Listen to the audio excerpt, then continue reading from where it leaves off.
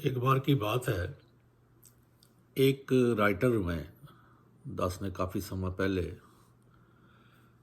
पढ़ी थी। दास को राइटर का नाम तो पता नहीं। तो उन्होंने अपनी एक बुक लिखी और उसमें अपनी लाइफ के बारे में कुछ जानकारी दी। कहने लगे कि मैं जब तीसरी क्लास में पढ़ता था तो अचानक मुझे मेरे हाथ एक सिक्का लगा।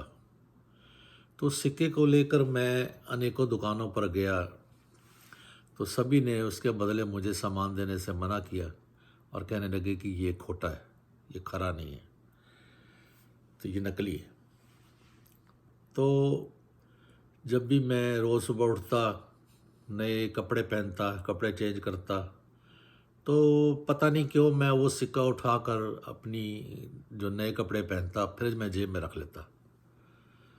तो ऐसे ही एक दिन की बात है, मैं स्कूल से मैं तीसरी कक्षा में पढ़ता था और स्कूल से अपना बैग मैं लेके वापस जब आ रहा था तो रास्ते में एक फ़कीर मिले।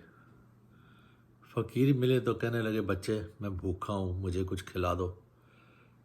तो बच्चा कहने लगा, भी मेरे पास तो कुछ नहीं है, मैं तो स्कूल से वापस आ रहा हूँ, मेरे पास क्या है। तो कहने लगे, नहीं बच्चे देख, कोई जेब में कुछ है तो कुछ भी दे दे मुझे, मेरा भूखा हूँ। तो बच्चे ने जेब में हाथ डाला और कहने लगे, फ़कीर जी मेरे पास एक सिक्का है, लेकिन सिक्का है खोटा, देख लो। कहने फ़कीर कहने लगा, ला बच्चे, आज तेरा जो खोटा सिक्का है ना वो भी चला के देखते हैं। तो एक रेस्टोरेंट के बाहर जाकर दोनों रुके और वो बच्चे ने उस रेस्टोरेंट के मालिक को वो सिक्का दिया और कहने लगे कि ये सिक्का ले लो, ये जो फ़कीर है ये भूखा है, इसको आप खाना खिला दो। तो वो जो दुकानदार था, जो होटल का मालिक था, वो बड़े ध्यान से सिक्के को देख रहा था और तिरछी नज़र से फ़कीर को भी देख रहा है और कहने लगा कि चलो ठीक है। उन्होंने 2 रोटी उस फ़कीर को दी और अब जब फ़कीर जाने लगा तो वो बच्चा भी कहता है, ठीक है अंकल अब मैं चलता हूँ। तो वो दुकानदार, वो जो होटल का मालिक था, वो कहने लगा, बच्चे एक मिनट इधर कान इधर कर। बच्चे ने कान ऐसे किया तो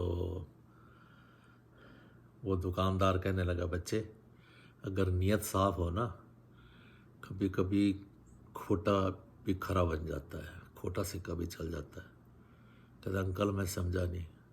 कहता बच्चे तेरी भावना शुद्ध थी, तेरी भावना थी मैं किसी को भोजन कराऊं, किसी गरीब को, तो इसलिए मुझे भी पता है ये सिक्का खोटा है, लेकिन जब नीयत साफ़ हो ना, खोटा भी खरा बन जाता है।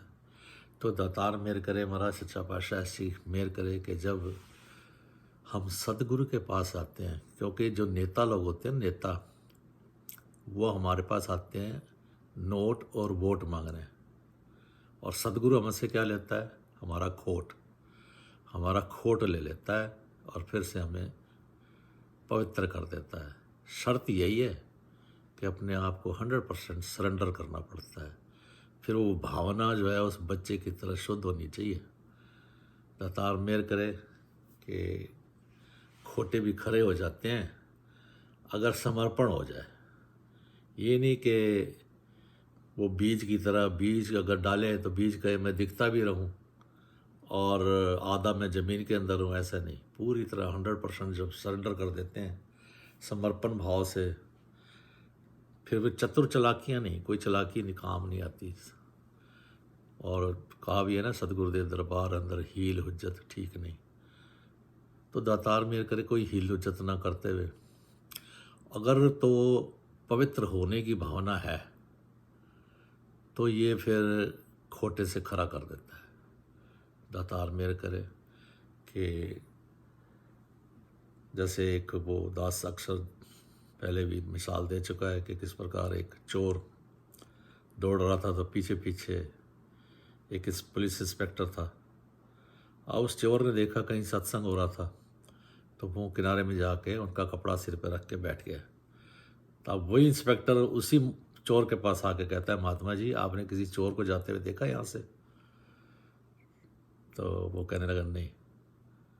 तो वही इंस्पेक्टर उसको कहता है, महात्मा जी कृपा करो, आशीर्वाद दो कि मैं उस चोर को पकड़ सकूं।